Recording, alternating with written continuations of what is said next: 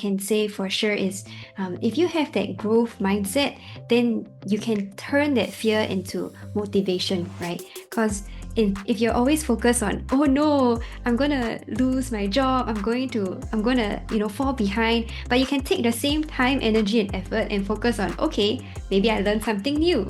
Yeah. Okay, maybe I put myself out there. Okay, maybe.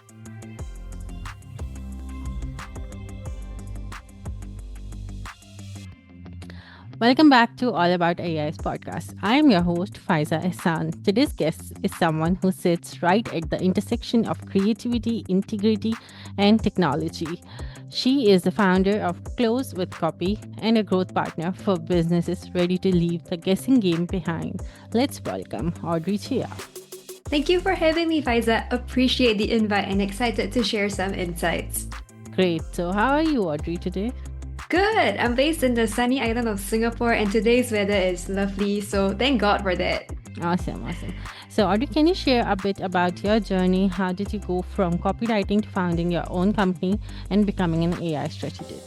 Definitely right. So, when I first started, I didn't intend to go into the world of AI. I think many AI first consultants never anticipated that they would be taking this path, right? So, like many other marketers, consultants, or people in sales, I was specializing in copywriting and content strategy. And when I launched my consultancy, Close with Copy, I focused a lot on building brands that convert through copywriting and content.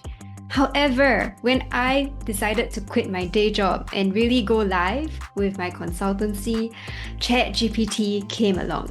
Yes, it was the exact same time period. And one of my clients actually texted me and said, "Hey, Audrey, you're going to be replaced." And he sent me the link to ChatGPT. Wow. So, yeah, can you That's a bit imagine? reality. That's right, that fear that first hit me, that wave of panic, and then the question mark of, where do I go from here? And at that time, ChatGPT still wasn't that great yet, but you could already see its potential. At least I could, right? I saw how powerful it was back then, and I knew that it was only going to get better. So I had to make this tough decision in my, career to decide, do I just stick to lane one, do what I do, which is copywriting and content, or do I learn how to leverage AI, pivot, and learn to build a more AI human type of consultancy instead? So I'm so glad I chose the latter because that's what really took my business to the next level. That's what really helped me to grow in my own workflows as well as my clients' results. And I'm very glad to at least now be in a state where I'm happy to still do copywriting and content strategy, but now with the help of AI. Great. I really love how you connected your background in copywriting to what you are doing right now. You just didn't follow the trends. You built your own lane. That's amazing. Yes, I think you don't ever have to, Yeah. stay put, right? If situations change, you can also make that change. Yeah, that's true. So, Audio, what was the aha moment when you realized AI and creativity could work together instead of competing? I think that's also a great question, right? A lot of creatives could still be on the fence about AI. They might be like, it's not really creative. I've heard from a lot of more senior folks in the advertising space where they don't want to touch AI because they're like, it's AI written, it doesn't work, it's not human enough, right? But on the other end, you have startups saying, I don't need copywriters. All I need is ChatGPT, Yeah, and their that's true. copy falls flat. So then where does AI actually sit in this spectrum, right? And where does creativity start? And then AI end, right? So it's this very delicate balance. But what I've found is when you combine them both, that's when you get the maximum results. So for example, if I were to develop a brand concept for a client, it could be something that's more human-led because there's a lot more storytelling, creativity involved. I could ask AI to give me some ideas, but usually the magic happens when I personally combine a couple of different ideas and be like, oh, this works, right? So that part is very human. But when it comes to creating the actual work itself, you must realize that a campaign doesn't only exist as an ad. It exists as different cut downs, social posts, EDMs, blogs, right? So if you're able to use AI to take that big idea and then really chop it up into many bite-sized pieces in your brand's tone of voice for your target audience with your unique selling points, that's when it actually works. So the big mistake people make is just relying on AI to come up with everything without adding that human touch. And you would realize that the content sounds very robotic, falls flat, doesn't work. So really, taking a step back and thinking, can I come up with something that's more human, but then use AI to help me execute it? I think that is the sweet spot for me. That's such a powerful realization. And anyone can detect ChatGPT words. and Yes, and I love how you frame both as collaborators instead of competitors. yes, I think it's easy to say I'm scared of something, so I don't want to touch it. But Yeah. you would realize that the best people to use AI for copy are copywriters. The best people who use AI for design are designers. The Yeah. best people to use AI for sales are salespeople. Why? Because they're combining their knowledge and their experience and then really amplifying it with AI. And really, that's where the magic happens. That's amazing. Human touch is always necessary. So when we talk about the state of AI and branding today altogether, you have said 99% of businesses are stuck winging it with AI. Why do you think that most companies struggle to adopt AI effectively? That's a great question, right? I think a lot of teams think that they are already fully equipped with AI skills. They're like, oh, I use ChatGPT every day, I'm good enough. Like, my whole team is AI native. But my question is, are they really using AI to its maximum advantage? Yeah. The way I see most people prompt is still, for example, write me this and add. I don't like this word. Give me 10 options. I don't like how it sounds. Give me 10 more options. It's still not hitting the mark. Try another direction. But then you end up with this back and forth conversation. Sure, AI is helping you, but you spend time doing, 30 minutes of prompting when you could have just prompted in a smarter way with a vision in mind and got exactly the same thing or even a better output in one prompt, right? So many companies are at a stage where, okay, I gave my teams ChatGPT access, Copilot access, they should be good to go. But they are not upskilling their teams in a way where everybody's on the same, playing field. So if everyone is operating differently, it's really hard for the company to progress together because you're all using AI in different ways. So here's an example, right? Um, one of my clients, Mm-hmm. initially, she used about 7 different prompts to get to one LinkedIn post. Now we use one prompt to generate 7 different LinkedIn posts in the exact tone of voice that we're looking for with the client inside. Mode of difference using AI, but very different output because you think about it differently. So most companies, I would say, are underutilizing it. Their team members are also not fully understanding it. And on a company level, they may not have the kind of infrastructure or frameworks in place to implement AI at scale because I specialize in just copywriting.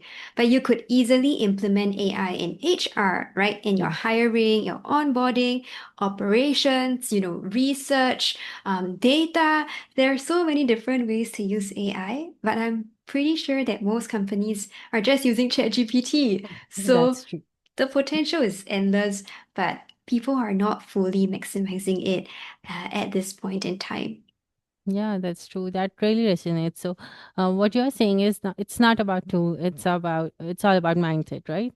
Yes, and it's about the company being able to implement it from the kind of like organizational level. What Mhm. tools and workflows do we want to build in, as Yeah. well as from the ground up level where you train your team so that everyone has a basic level of skill sets to start using AI. Amazing. That's great. So, what's the biggest misconception businesses have you about using AI for branding and their content? What do you think about? The biggest mistake that I see is them just asking ChatGPT for the answers and assuming that it's right. So here's the thing, right? So Mm. ChatGPT can sound very smart, it can Yeah. sound very confident, and it can tell you things as Mm. though it's the best plan in the world. It's very good at pitching, I would say, giving you answers that seem to answer all your question marks. But if you actually read the marketing proposal, if you actually read the copy, if you actually read the research, you would realize that sometimes a lot of the content is very superficial. Yeah. So, if, for example, I work as a marketing lead in a company, ChatGPT can say, oh, you can use emails, you can use blogs, you can use ads, you can use socials, you can use LinkedIn. And here are 10 bullet points and 10 ideas. But is there really a strategy behind it? No, right? Because the idea is you just try everything, but there's no clear focus or there's no clear value proposition. So what actually needs to happen is for the marketer, the fractional lead, for myself in my example, to come in and tell my team, hey, look, um, your value proposition is missing. Let's get clarity on that. This is why you stand out in a crowded marketplace. We cannot aim for five different target audience at this point in time. Let's choose one. There are five channels, but let's double down on one given our limited resources. And now let's ask ChatGPT for ideas with that one ICP, one offer, one channel in mind. Then you start using AI to build, and that's how it will actually work. So taking everything as is, the biggest mistake that any business can make. Mm. That's such a key insight, trust me. So, how do you see the balance between human creativity and AI efficiency shifting in the next 2, 3 years? I think a lot more functions Mhm. will be replaced by AI, Yeah. including a lot of what I do. The speed at which ChatGPT and other AI tools have developed in the copy space is insane. When I first started, ChatGPT was like a junior, at max junior level copywriter. Um, you could tell that it still lacked finesse. There was a lot of very fluff copy, Yeah. marketing jargon, robotic language. But as it developed, right now, it's easily a senior level marketer or even a creative director if you prompt it well. Yeah. So in just 2 years, right, I saw this incredible shift. And I would say that a lot of the, for example, junior copywriters might be worried because they might be wondering like, oh no, where do I fit in this equation? Because a lot of the lower level task, right, lower level quote unquote, right, can be done by ChatGPT. Yeah. So in the next 2 to 3 years, a lot more functions, even for myself. I need to be aware of what functions can be almost 100% replaced by AI, but also for me to know what functions cannot. So, for myself as a copywriter, I don't want to just focus on copy because copy is the output, right? Copy is the vehicle, but I want to provide my clients with the roadmap, which is the strategy, so that the copy can travel in the right direction. So Yeah. this strategy part is innately human. As the playing field changes, the strategy will change. And that's something that's a lot harder for AI to really grasp unless you give it the right input. And that still requires that human brain, right? So if I am a copywriter, I need to think what are the skill sets I need to make myself irreplaceable, right? Yeah. A lot of my functions are going to be replaced, but there will be certain human functions. So if you are in a sales role, you might want to double down on building your social capital, right? Building human relationships. The more people you know in person, the more social capital you might have, and that could be your advantage. If you are in, a design role, right? Being able to perhaps be a power user of the latest tools, right, would already give you that edge versus a lot of other people. So if you say that, hey, you know what? I am the only one who's able to create animated videos with this tool in the company very efficiently, then you become the prized possession. So you need to find your edge, right? Regardless of what direction you go into. So for me, it's finding something that's uh, inherently human, which means that AI won't be able to replace that function as quickly. Building up new skill sets as AI progresses, I learn too, so that I know how to stay ahead. And also being aware of what types of roles are available and whether I need to become that T-shaped marketer. So instead of being a specialist, you might want to consider expanding your skill sets so that you also have that generalist mindset, and that allows you to quickly learn new skills to then pivot as, everything changes. I love how you describe that evolution. That's such a grounded take. Not fearing AI, but embracing it. That's really cool. Yes, I think that's something that I highly recommend. But together with that, also having the right mindset. And I think it's important for me to talk about mindset because I have been in both spaces. I have also felt fear. I have been, on the side where a lot of my work is being replaced. So I do understand how you might feel or listeners might feel who are going through this evolution. But Yeah, what I can say for sure is if you have that growth mindset, then you can turn that fear into motivation, right? Because if you're always focused on, oh no, I'm gonna lose my job, I'm gonna, fall behind, but you can take the same time, energy, and effort and focus on, okay, maybe I learned something new. yeah. Okay, maybe I put myself out there. Okay, maybe I start building a personal brand on LinkedIn, which might unlock new doors for me. Why not? Right? So use the same energy, just channel it somewhere productive, and I'm 100% sure that this will take you so much further. I completely agree that. So, where do you believe creativity is irreplaceable in brand building?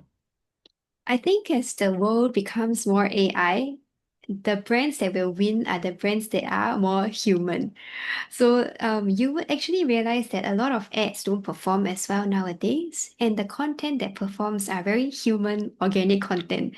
And it could be an influencer on TikTok just saying like, "Hey, I tried this product. You know what? I hate it, but there's this thing about it that I really like." Very real, raw, authentic, unfiltered content, and people watch it, right? It's not an ad, it's very genuine. And a company could easily turn that into an ad strategically if they find the right creators. So if you look at the whole world of AI, everything is going to become more polished.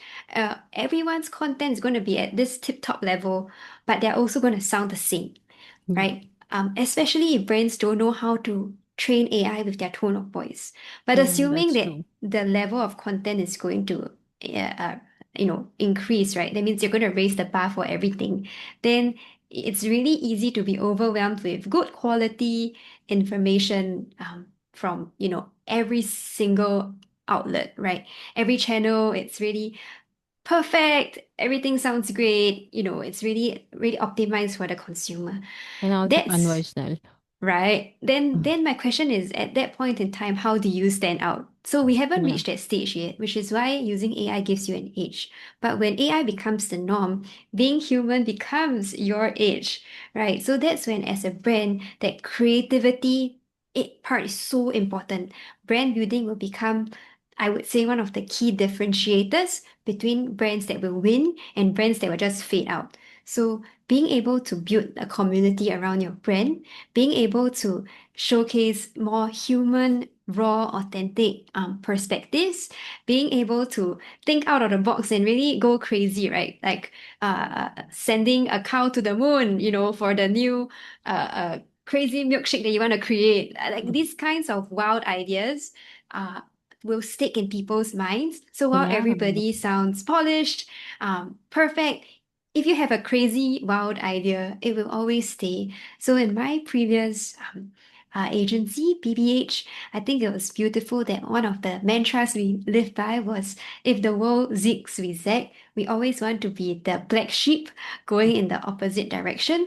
So when AI becomes the norm, you want to become very much human. We are not there yet, which is why I'm becoming a lot more AI. But when the time comes, I will also make that pivot. That's amazing, interesting. So, for businesses hesitant to use AI, what's the first small step they can take to test its impact without overhauling everything? What do you suggest to such businesses that what should they do and where should they start? Hmm. I can see why it may be challenging for businesses to get started.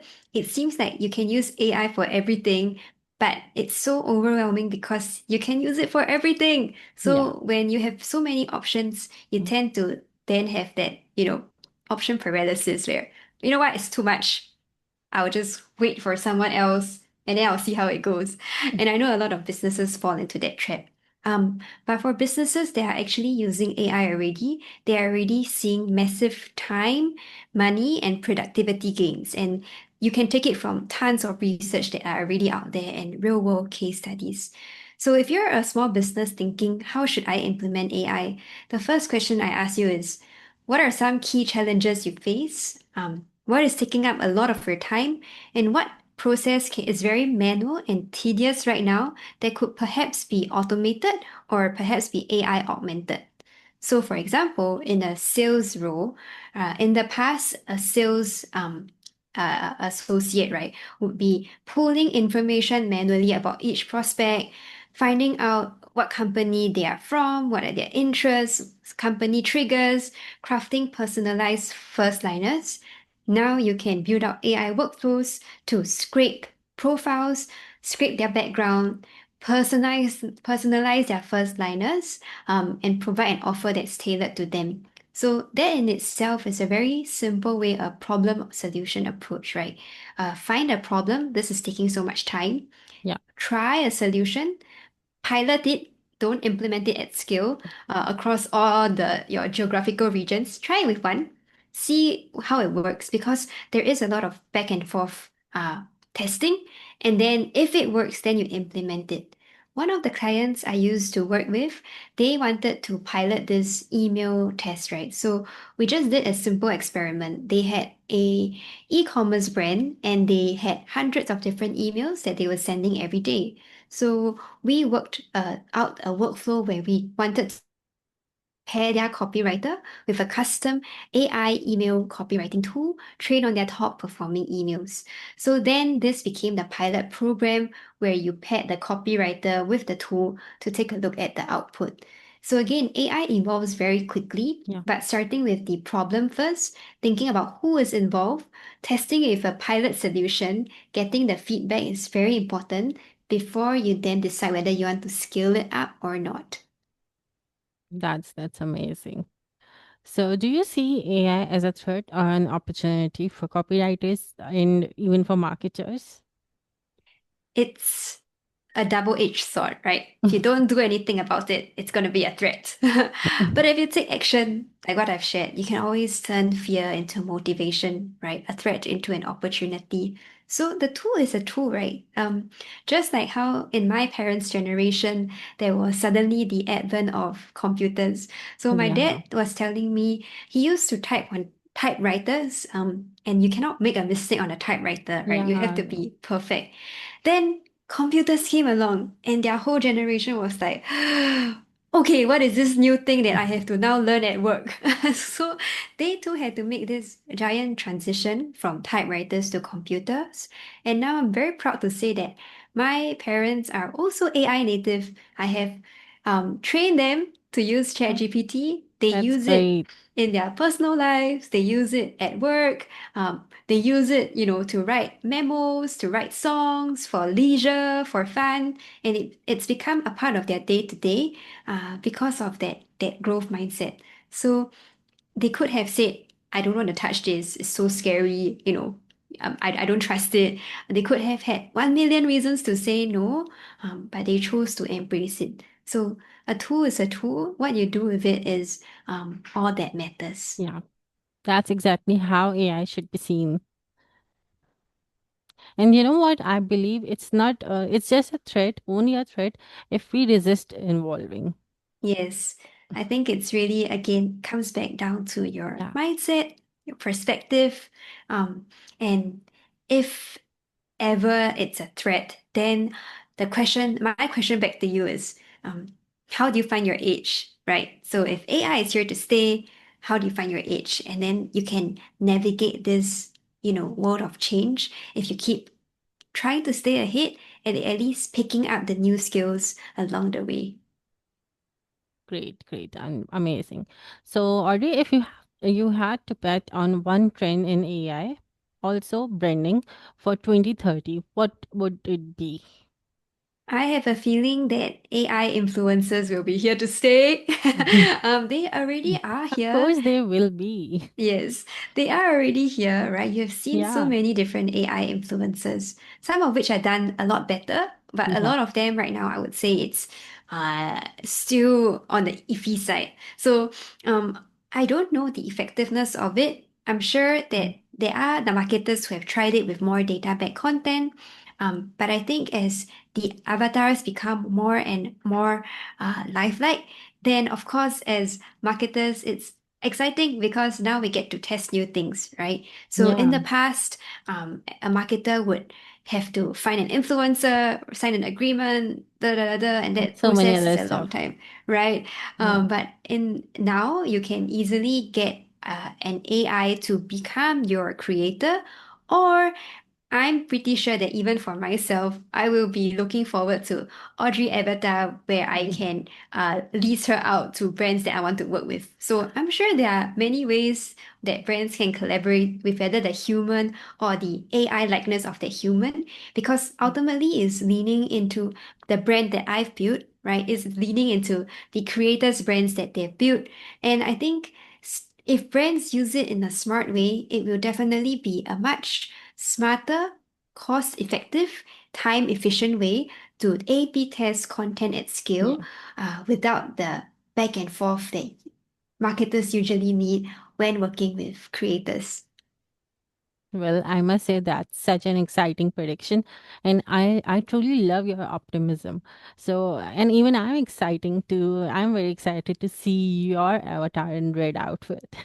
Yes, it's coming. I've been testing many tools, and I'm sure that one day I'll be ready to launch Yeah, have you Audrey tried 2.0. Heygen? Because we have Yes. been using it. It's quite the results are quite impressive. Yeah, I think KGen is really cool. I've also Yeah, tried a couple of other avatar tools. I think for now, the only thing that's potentially missing is the voice cloning aspect, just yeah, because my yeah. accent is a bit more unique as I'm from Singapore. Yeah. Hopefully they'll tend to evolve by the passage of time. Yes, and then we will see a very, I'm sure, almost A similar very version unique of me. Audrey. Yeah. So, Audrey, lastly, where can our listeners connect with you and learn more about your work? Awesome. So my specialization is in helping to build brands that convert, right? So whether it's your personal brand or company brand, I really want content to work hard for you and to get more clients for you. And I do that through a mix of AI, of course, copywriting and content strategy. So if you are looking forward to working together, you can reach me on LinkedIn, Audrey Chia, or you can email me at audrey@closewith